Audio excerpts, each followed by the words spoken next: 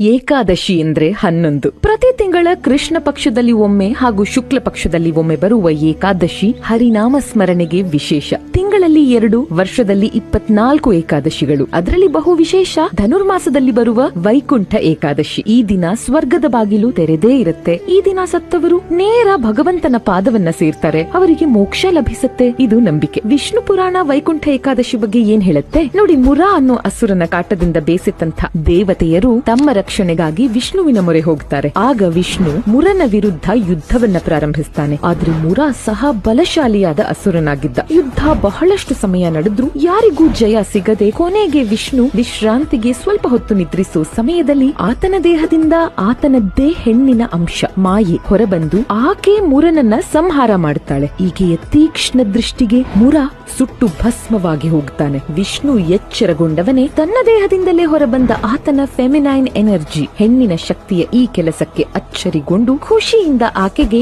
ಏಕಾದಶಿ ಎನ್ನೋ ಹೆಸರನ್ನಿಟ್ಟು ಆಕೆಗೆ ಏನ್ ಬೇಕೋ ಆ ವರವನ್ನ ಕೇಳಲು ಸೂಚಿಸ್ತಾನೆ. ನಾನು ಮುರನನ್ನ ಸಂಹಾರ ಮಾಡಿದಂಥ ಈ ದಿನ ನಿನ್ನನ್ನ ಆರಾಧಿಸೋ ಅಷ್ಟೂ ಭಕ್ತರಿಗೆ ವೈಕುಂಠದ ದ್ವಾರ ತೆರೆದೇ ಇದ್ದು ಅವರ ಪಾಪಕರ್ಮಗಳೆಲ್ಲಾ ತೀರಿ ಅವರಿಗೆ ಮೋಕ್ಷ ಲಭಿಸಲಿ ಅಂತ ಕೇಳ್ಕೊತಾಳೆ. ಹಾಗೂ ಅಂದಿನಿಂದ ಏಕಾದಶಿಯ ಕೋರಿಕೆಯಂತೆ ವೈಕುಂಠ ದ್ವಾರ ಸರ್ವರಿಗೂ ತೆರೆದಿರೋ ಈ ದಿನ ವೈಕುಂಠ ಏಕಾದಶಿ